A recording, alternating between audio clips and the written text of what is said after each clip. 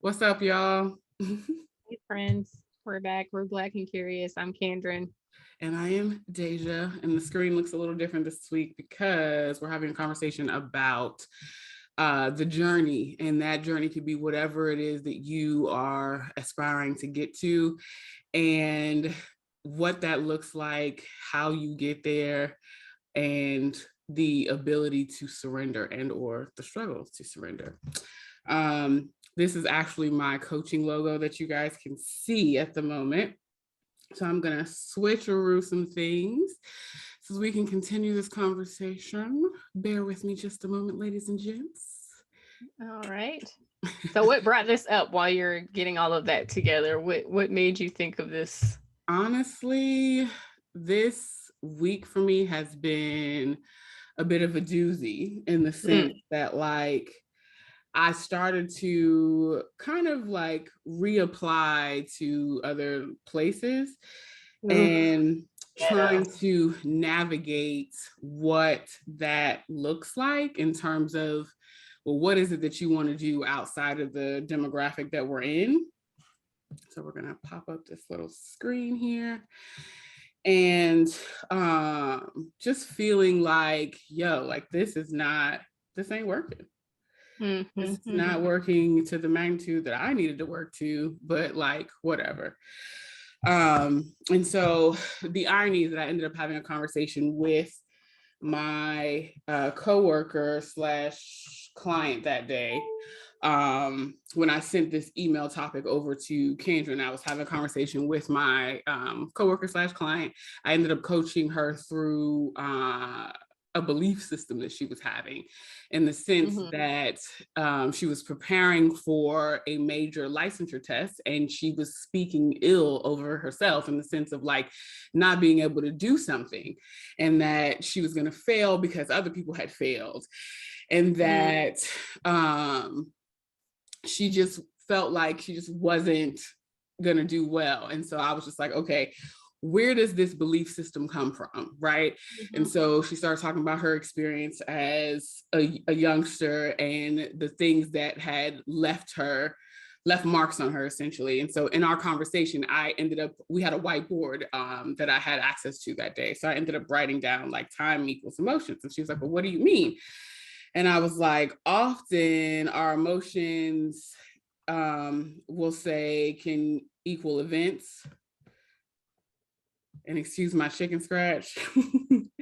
And so most people tell you that with time you can get over all things. And when people tell you that, they mean that this is what time looks like. So you start over here and then you Mm-hmm. end here, ideally, right? But that's not the reality. Like, I'm sure that this is not anything new that I'm getting ready to say, but like a lot of coaches will also tell you that time don't look anything like this. Time is not linear in terms At of what all. this line is. So you Mm-hmm. just erase all this shit out, right? Time actually looks like this. Yeah, it's true. You know what I'm saying? And so, because people think that you're supposed to start at A and then end up at, like Z, like that's just not the nature of how you get through whatever your journey and your process is. And Totally agree. so, for me, I am someone who is highly educated, yes, right? But at the same token, I am only getting started in the career trajectory of my choosing much later in my 30s than I had anticipated, hell, 20 years ago, right? Mm-hmm. And so I was just like, to get back to this, she was speaking about specific events that were tied to emotions, which basically your emotions become a belief system. Mm-hmm. And so I'm real teachy today, but this is how I talk to my clients. So welcome to Day Intuitive Coaching, ladies Yeah, and no gents. kidding. Um, your belief systems then become stories, which this shit ain't new. Okay. If you've Mm-hmm. had heard this before, you watch any sort of self-help, people will say the same thing. I'm not reinventing the wheel here. So those belief systems become stories and then become actions that lead us to more building blocks, right? So building blocks in the sense of like, you already believe that you can't do something because you failed at something similar before. So now you just continue to build this like platform, this triangle. All the little squares are connected. And so I was like, in communicating with her, I was like, listen, like if you took the time to erase what was already built and understand that, okay, this X marks the spot or this star marks the mistakes, you know what you're capable of, right? Mm-hmm. So mistakes say will equal failure, but failure is a setup for redo in the sense of you know what not to do in order for you to carry forward. Right. I mean, I think with this, like so far, what you've been talking about, especially that last part, is really like a way of explaining and better explaining the common term of like unlearning. Mm-hmm. You hear that a lot. And really, Yeah. it is it's undoing and erasing all of those things that you have embedded or that are embedded in you for whatever reason, and deciding like, okay, there's a lesson here, but the lesson isn't that everything is terrible, or the lesson Right. isn't an absolute. The lesson is just a lesson to learn how to tweak and do things better or differently. It's not an absolute. Exactly. But it is the same thing as the unlearning of this linear timeline that we are all taught. Definitely. So like I came back to the blank slate so that you could see like this line is what the belief is. But that's not the reality for most people. Most people are like doing loop-de-doos Mm-hmm. into their their trajectory. And for me this week, this came up in the sense that like I was looking over my own resume, and I can stop sharing the screen at this point because I feel like we got the point here. Mm-hmm. I was looking over my own resume and kind of feeling like, damn, like I can't seem to navigate. Okay, so yeah, like I can't seem to navigate comfortably what my journey has been. I am always trying to, and as are most people that I end up speaking to, right? So I am, for the clients that I speak to, I am like the test dummy in the sense of like, I kind of have been through these places and these steps. So I can speak to them in ways that you are being heard and that they are being heard, but also there is some synergy in that I understand this experience because I do it. Right. Right. One of the major things that I had to overcome and I still kind of struggle with is living in the past and living in the future. I am very much more present now than I have ever been in any time period in my life. But because of the subject of all of my therapy, but go ahead.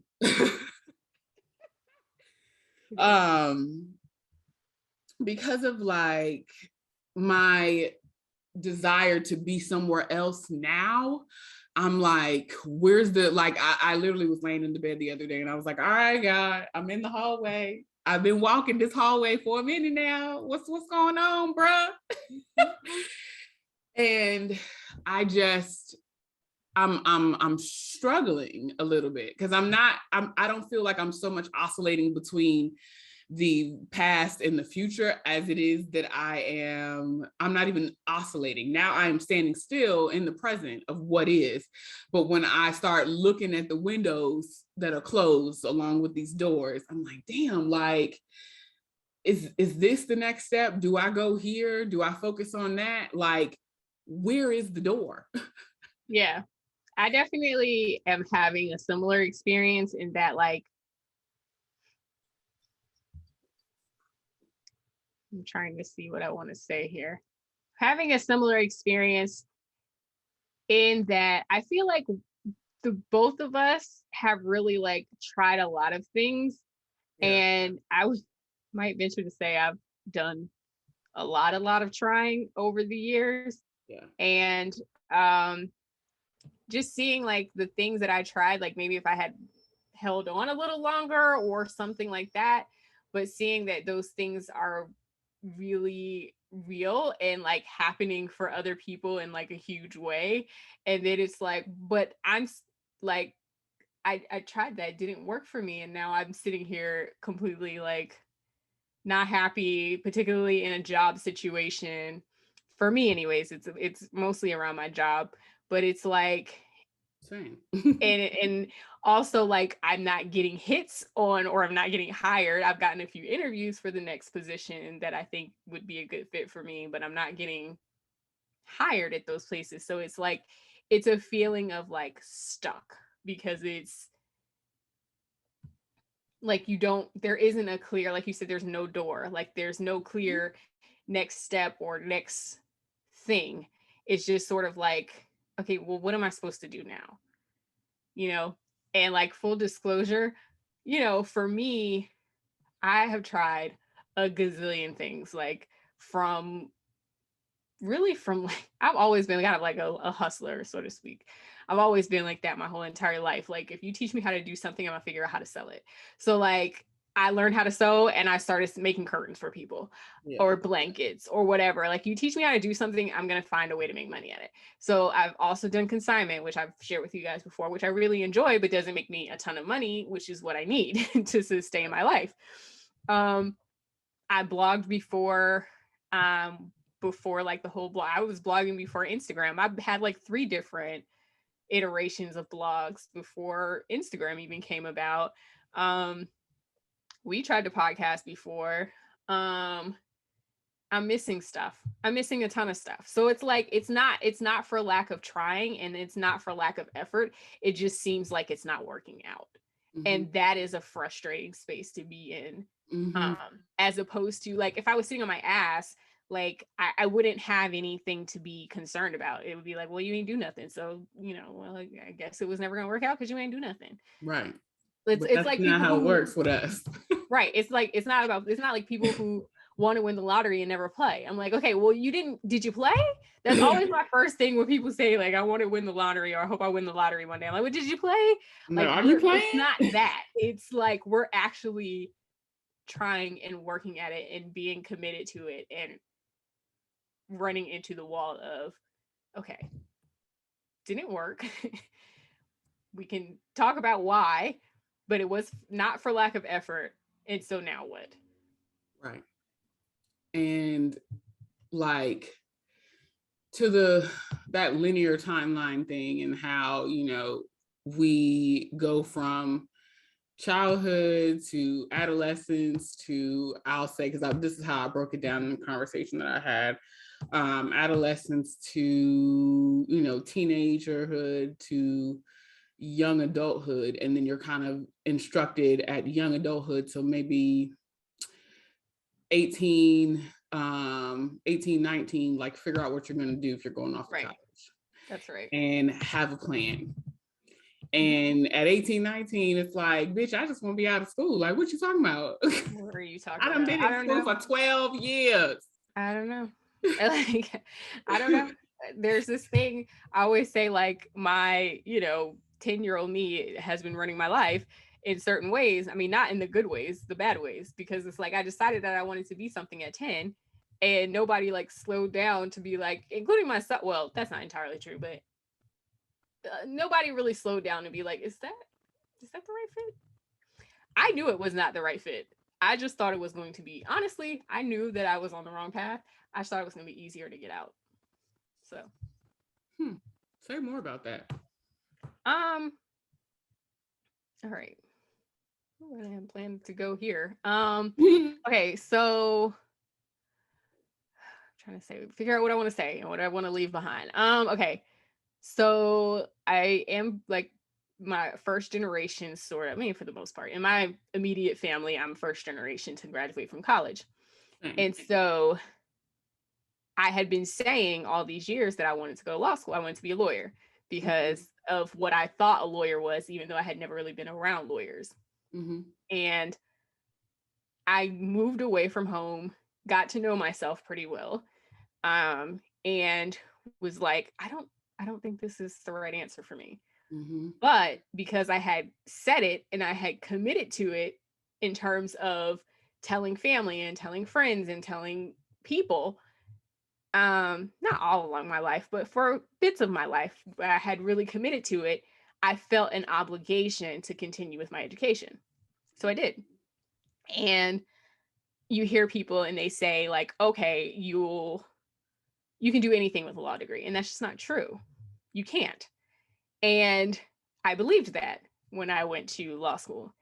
And I believed also that I was smart and I would get a six-figure job. I would work it for 3 years, 4 years, pay back my student loans, and then I would be free to do what I wanted. Mm-hmm. And that is not true. And it's not true for most people. It's not true for, and I graduated, like I happened to graduate in a recession. So the people who even were getting the six-figure offers, some of their offers were getting rescinded. Some of them had to wait a year before they started working. So even that class, the thing that we had relied on was just fundamentally not true. Mm-hmm. And that's when I was sort of like, oh, okay, this is a mess. And it was like, okay, well, I still have the loans, I have the education. I don't have any experience with doing anything else really other than working retail. So what are my options here to try to figure out how to do something and how to make it, which is why I've kept trying things over the years Mm-hmm. to try to get off of the merry-go-round, Mm-hmm. or like, what else is there? What else is there? I can't. And now obviously at this point in my life, now living in a high cost of living city, which maybe was also a mistake, but here we are. I'm living in a high cost of living city. So it's like, okay, well, I can't just go work retail. Like, I'm not going to be able to pay my bills. So it's like, all right. And then that is sort of the trajectory of how I feel like I ended up kind of stuck, so to speak, because it's like you have options that you have to choose for livelihood. And those are not always the sexiest options for life and for living. Mm-hmm. And so that's why I continue to try things and why I'm here and why we're doing this, because ultimately I think we both reached to a point where we're like, wait, this isn't working. Mm-hmm. And we got to figure out like, and the next step in the career is not attractive or not coming to fruition. Because for me, the next step in my career would be like to just go work at another bank. I know I don't want to do that. Yeah. Like, I am over banking. So it's like, Yeah. you know what I'm saying? But I don't have a ton of practice experience to go be in-house counsel somewhere or to do the other types of things that other attorneys might be able to do. So what is the off ramp? The off ramp is to either create my own off ramp or continue to be in this space. Mm-hmm. What I appreciate about what you just shared was that though I laid it out in one direction with like time and emotions and then events, you spoke about the same thing but backwards. So you had events which triggered emotions, which created like stories. And all of this happened over a period of time that you kind of stayed in this like tunnel, like this self-imposed tunnel of like, I am, in terms of prior to the awareness, like the awakening of like, okay, this isn't working. And so like the beauty about it is like you're at a place, and equally we are at a place where we are now aware that that line that we created, that linear teaching that we've been given, isn't in alignment with who we are and who we want to be in terms of like what you want to do for a living and how you want to live your life in addition to that. And so like the awareness piece is like the, okay, so now I have done all my roller coaster ride of like loop-de-doos and starting over and then going through the roller coaster again, to now get to a place where it's kind of like you're at a smooth point in the track. But again, to the reference I made prior, like I would say that we're equally in the hallway. Yeah. Like, you But know? I will also say this. I think a lot of my calibration has to do with really with not beating myself up so much anymore, and really taking those experiences, and like you said, it's not a line, it's not a straight line. Okay, so this thing didn't work out or whatever, but it's not a straight line to the next thing, and sort of being more comfortable with pivoting, so to speak, of saying like, okay, well, I learned this and this and this because I've told y'all I've tried a bunch of different things. So it's like, okay, I have this experience, this experience, this experience. Mm-hmm. Those things we can put together and make this. So for instance, like what we're doing now, it's like, okay, I have blog experience, so I know how to do a website. Like I know how to do certain things. I can do that with my eyes closed. I have content to share because I've been consigning for like 8 years, you know what I'm saying? Or reselling for 8 years. So I have good information to share. So it's like, it's not all like, I think some people really get tied up with like, if it doesn't work out, then it's just wasted time. And I don't know that that's true. Exactly.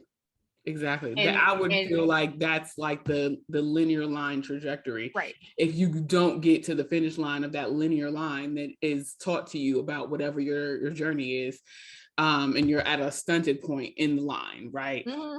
That is the failure or the mistakes, when that's not really it. For me, failure is, and this is what I was teaching that day, failure is an opportunity to know, okay, I can do this, just not in the way that I tried it. Yeah, exactly. And then also even just bringing it back around to your resume example. So for a long time I worked, we call it welfare for attorneys. It's what? It's e-discovery work. So it's like, I mean, it's literal paper pushing, but not, like electronic paper pushing. It's very like what you do when you need a little money, whatever. It's like a whole industry, whatever. So like you're a law school graduate, you need a little money, you go do doc review or e-discovery. And so that's the classy way of seeing it.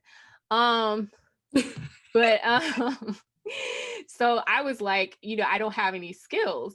And like one of my friends looked at my resume and she was like, that's not true. She was like, you got to stop saying that because it's not true.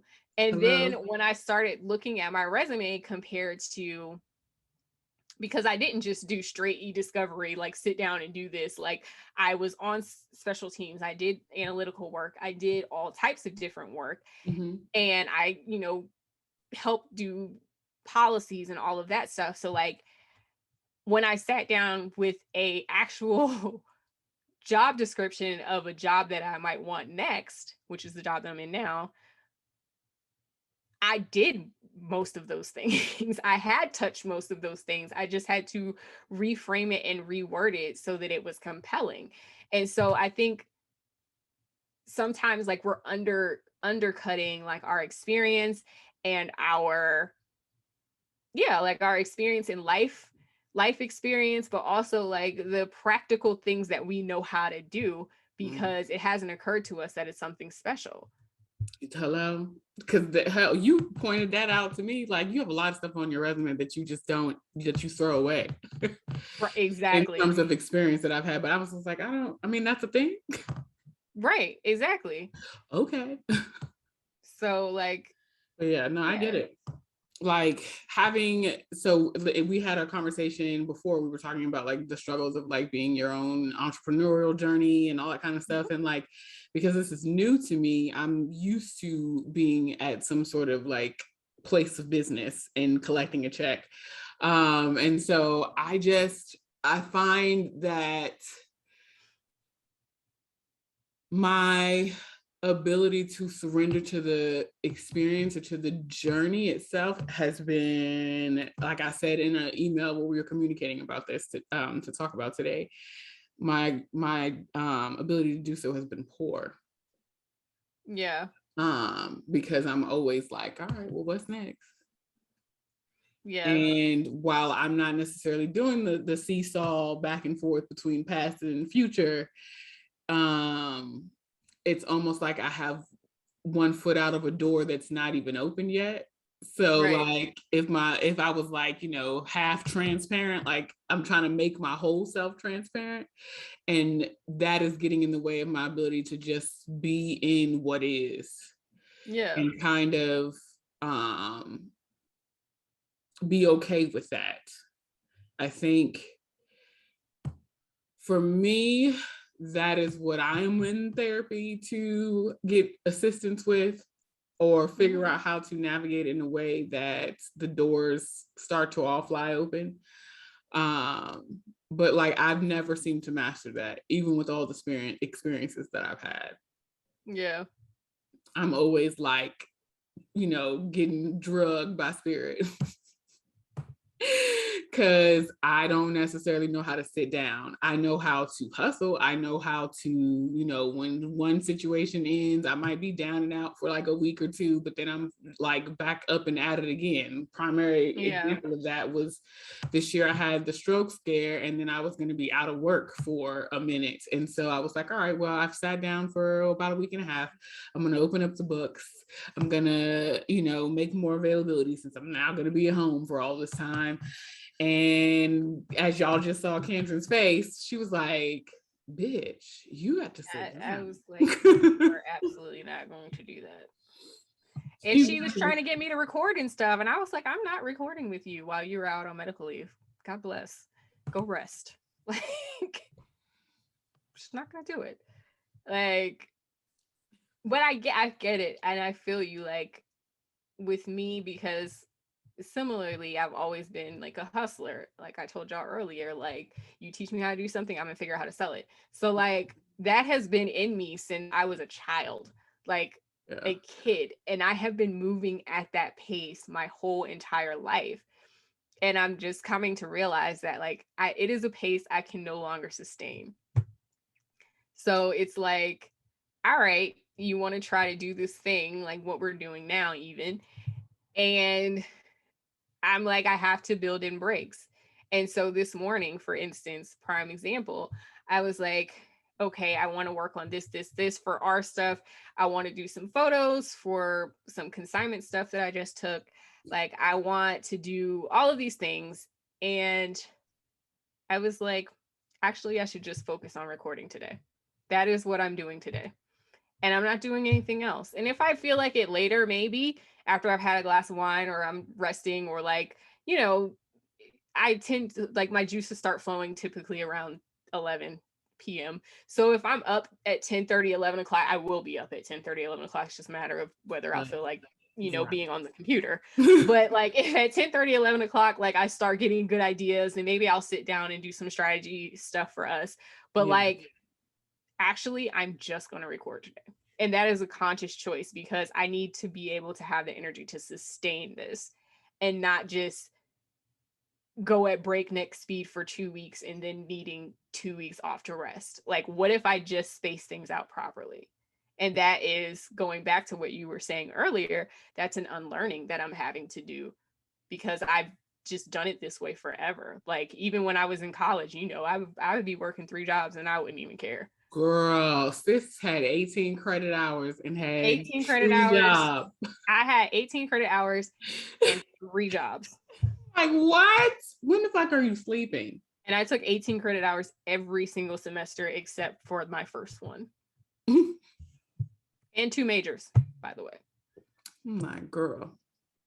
I remember distinctly, I had it was Kandron's birthday, and she was working all of them jobs. This is before you graduated. Yeah. She was working all of them jobs.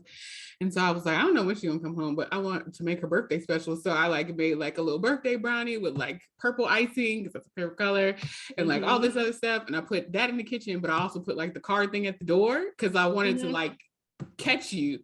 She was so like tunnel that she saw it like an hour later. I was like, and by the way, like, I want y'all to understand, like, I know people that work 3 jobs because they have to. And my mom helped me through college. And I say that from a place of understanding that's an extreme privilege and of gratitude. but like I didn't have to be like working like that. Mm-mm. I mean, I mean, always we had did it. it. Shit, I had 2 I did jobs, it. and then I had I 3. always had two. I like went up to a third one to do like window dressings and stuff like that. I would do on, you know, weekends or whatever, or early in the morning. I would do the window dressings, and then I had my main gig. But like, I remember, child. and But it, like and like, that go, go, go, like she was coming in to, I don't know if you were coming home that day, just like you were done when you finally came in, or if you were getting ready to go do another job or something like that, but you didn't see it until like it was like an hour later. You were like, oh, because that is who I am. And I've just, that is a huge thing that I've had to unlearn in recent years, because frankly, it's like, some of it is age and I just don't have the energy anymore, but some of it is just sheer exhaustion and like constantly having something on my mind and constantly being in go mode. It's just like, it's not healthy. It's not healthy. Like, you need to rest sometimes. Like, your brain needs to be shut off sometime. Go play Candy Crush or something. I love Candy Crush. Y'all listen, I still love Candy Crush to this day. Candy Crush sponsor us. Please, okay? Like, go do something. Go watch TV, and like not watch TV while you're doing blah blah blah. Like, just do the thing. And Girl, like, I am still terrible about scrolling and applying jobs and watching the TV be watching me after a while. It's like, maybe you don't have to do all that. And like, that is something I'm constantly having to remind myself of, like, actually, you don't have to do all of that. And actually, if your goal, for instance, is to do the 2 or 3 things, right? And you accomplish those 2 or 3 things, maybe you just have free time. Okay. Maybe you don't have to just add a whole bunch of more stuff that you have time to do, so you should go do that. Like, that's how you get exhausted. That's why you're always feeling burned out. Mm-hmm.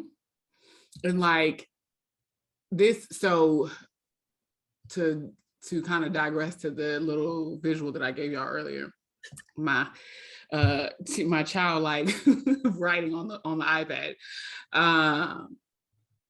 This whole belief that like time heals all wounds is bullshit, which is why I have that belief that time equals emotions, and that what you do with your emotions is what the trigger, what triggers the change, basically. Like, instead of being stuck in the experiences or the events that happened and creating stories continuously about that feed into everything else that you do in your life, go through and do the unlearning process, break down and break away from things that you were taught, and then decide what you want to believe for yourself, and then what your core beliefs are as the individual that you are at whatever stage that you come to this awareness and enlightenment.